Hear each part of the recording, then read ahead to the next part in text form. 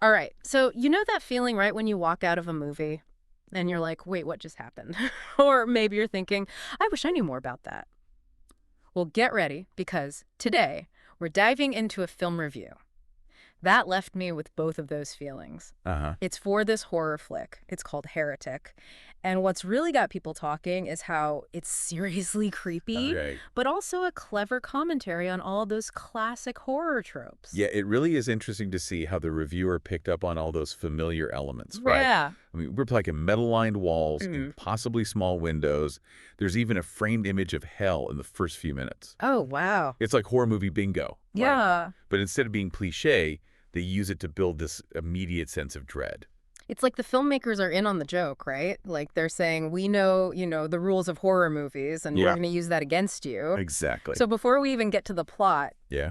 the reviewer's already pointing out this clever play with our expectations. Yeah, and it makes you wonder, where does Hugh Grant fit into all of this? Ooh. Well, he plays the villain, Mr. Reed. Okay. And let me tell you, it is not the charming, bumbling Hugh we're used to. Okay, now that I have to hear more about. Right. So before we get to Hugh Grant's villainous turn, what's the basic setup of Heretic? I haven't actually seen it yet. Right. So the film centers around these two young missionaries from the Church of Jesus Christ of Latter-day Saints, Yeah. Sisters Barnes and Paxton.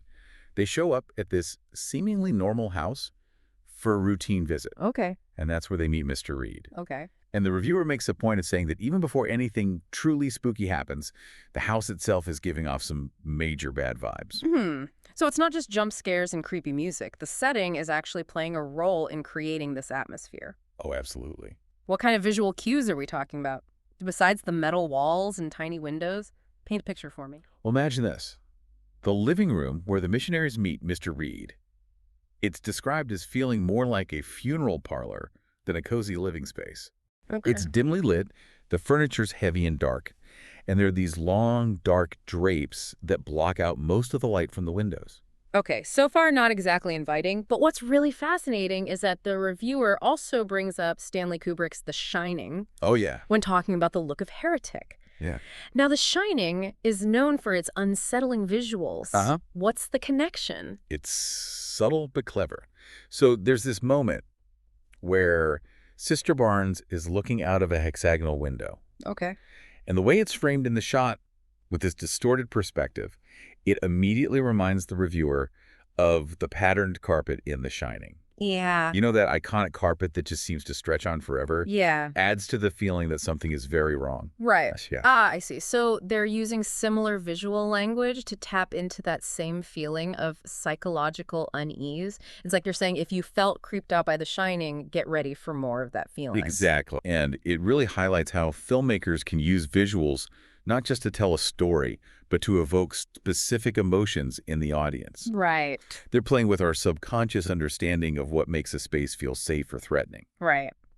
All right, so we've got this creepy house. We know Hugh Grant is playing against type as the villain. But who are these missionaries who are walking into this situation? Yeah. You mentioned they have contrasting personalities. Yes, and this is where it gets interesting. You have Sister Barnes, who's a bit older and more cautious, Okay. maybe even a little cynical about the whole missionary thing. Yeah. Then there's Sister Paxton, she's younger, full of faith, believes they can bring anyone to their way of thinking. Okay. And the reviewer points out how their back and forth adds a layer of tension even before Mr. Reed starts to reveal his true nature. Okay, so we've got a classic horror movie set up with a twist. Yep. Two people with very different worldviews about to face something that will challenge their faith and their courage. And on top of that, we have Hugh Grant as the mastermind behind it all. This is where I need more details. What exactly is it about his performance that has everyone so excited? Well, the reviewer uses words like chilling, predatory, and even fiendish to describe Grant's portrayal of Mr. Reed. Oh, wow. They point out how he uses that familiar charm we know from his rom-com days. Yeah. But here it's twisted, like a mask hiding something much more sinister. Ooh, that's good. It's like he's weaponizing his likability. Yeah, You think he's harmless, and then, bam, he hits you with something completely unexpected. precisely. And the reviewer highlights a specific scene where Mr. Reed is talking about his beliefs. Okay. And there's a close-up on his eyes, and they describe them as cold and calculating, like a shark sizing up its prey. It's a complete 180 from the twinkle we're used to seeing. So they're taking something that we associate with warmth and turning it into something chilling. That's brilliant. Okay, I'm hooked. What happens next? How does this theological debate between Mr. Reed and the missionaries play out? Well, that's a great question, and one the reviewer really delves into. But before we go there, I think it's important to understand the role these contrasting personalities play in the film's suspense. Right, because you mentioned earlier that Sister Barnes is a little bit more world-weary. Yeah, she's maybe even a little jaded. Okay. She's seen things, and she's probably got her guard up right from the start. Right, she's not going to be easily swayed by Mr. Reed's charm. Exactly. Unlike Sister Paxton, who you described as almost naive in her faith. It's like they represent two sides of the same kind. Exactly. And the reviewer suggests that this dynamic is intentional. Like the filmmakers are setting up a test of faith, not just for the characters, but for the audience, too. Hmm. Who are we going to side with? Who do we trust? Right. So as this theological debate unfolds, it's not just about these religious ideas, it's also about the clash between these two different approaches to belief. Yeah. And I'm guessing Mr. Reed is going to exploit that. Oh, absolutely.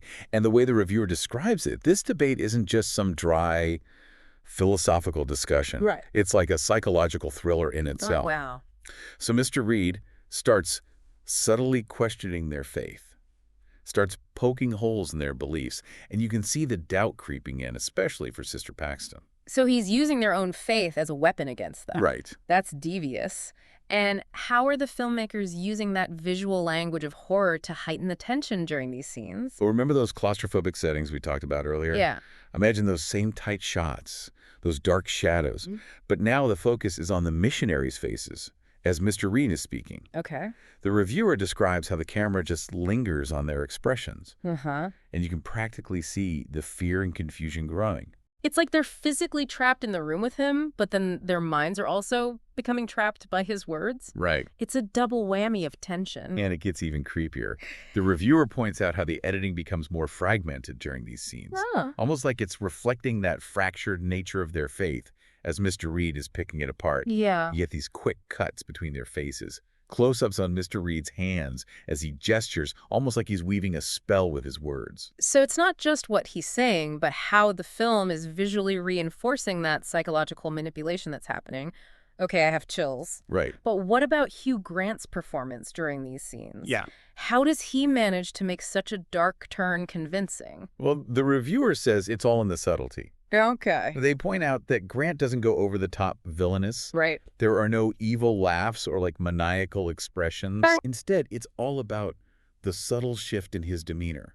Like he'll start a sentence with a smile, but then his eyes will harden and you keel the threat lurking beneath the surface. Oh, it's like the wolf in sheep's clothing. Right. He lures you in with that charm and then bam, he strikes. Exactly. And they mention how Grant's voice changes during these scenes too. Mm-hmm. It becomes lower, more measured, almost hypnotic. Wow. It's like he's using his voice as another tool to manipulate and control. So it's not just about the words, but it's about the entire performance. Right. His voice, his expressions, his body language. He's completely inhabiting this sinister character. Absolutely. And the reviewer emphasizes how Grant's performance creates this unsettling feeling that we're witnessing a predator toying with its prey. Wow. He's not just debating their beliefs, he's enjoying their discomfort. That's chilling. Yeah. So we've got this theological debate that's more like psychological warfare. We've got this creepy house that's practically a character in itself. And then on top of that, we have Hugh Grant delivering a performance that's both subtle and terrifying. What's not to love? Well, the reviewer also delves into the film's ending, which, without giving too much away, leaves the audience with a lot to ponder. All right, no spoilers. Right. But you've got to give me something. What kind of lingering questions does the ending raise? Well, the reviewer highlights how the ending doesn't tie everything up in a neat little bow. Mm-hmm. Instead, it leaves you with this sense of unease, a feeling that the darkness that Mr. Reed represents might not be so easily vanquished. So it's not your typical horror movie ending where the villain is defeated and everyone lives happily ever after. It's more realistic, more unsettling. Exactly. And the reviewer points out how the film's final shot, without giving anything away, focuses on a specific object. Yeah. And this object serves as a reminder of the evil that's been unleashed. It's like a visual metaphor for the lingering effects of trauma Mm-hmm. and the idea that some wounds never truly heal. Okay, I see what you mean about leaving the audience with something to ponder. So it's not just about scares, it's about the psychological impact of what we've witnessed. It makes you think, what happens next? What are the long-term consequences? Precisely.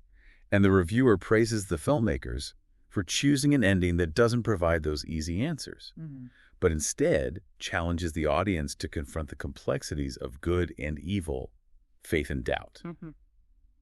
It's a horror film that stays with you long after the credits roll. And it's fascinating how the reviewer draws a parallel between the visual cues that are used to foreshadow danger and the way those same cues actually play into the film's overall message. Yeah, Like, they're not just there for atmosphere, but they're actually reinforcing the themes that the film is exploring. you're right.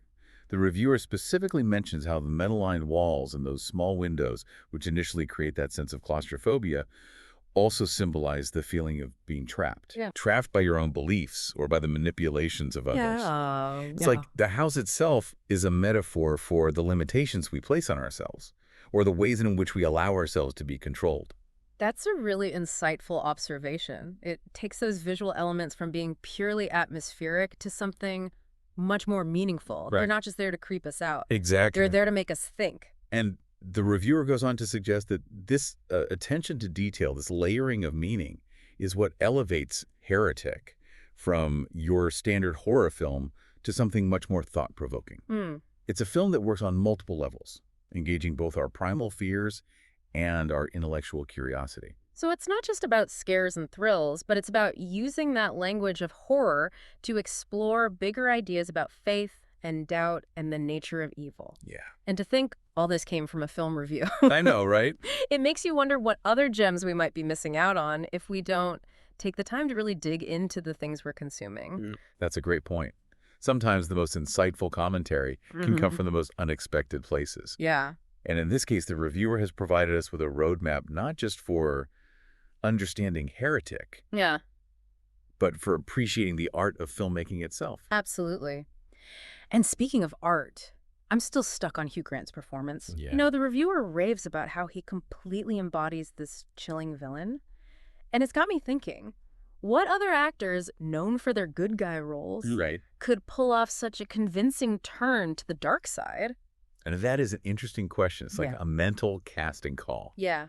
Who could we picture shedding that wholesome image and giving us the chills? Right. Like, who would really surprise us? I mean, we need someone who could project charm, but also menace. Someone who could make us believe they're capable of anything. Right, like the friendliest face, suddenly becomes the face of your nightmares. Exactly. Someone who can really make you question your assumptions about people, and it makes you think about the power of performance. How actors can use their craft to really get under our skin. It's true. And it goes to show that there's always more to discover, even in those actors we think we know so well. Maybe that's a good takeaway from this whole conversation. Yeah, I like that. There's always more to discover, whether it's about a film, an actor, or even ourselves. So remember, folks, the next time you're watching a movie, keep your eyes peeled for those subtle details. You never know what hidden depths you might uncover. Thanks for joining us for this deep dive into Heretic.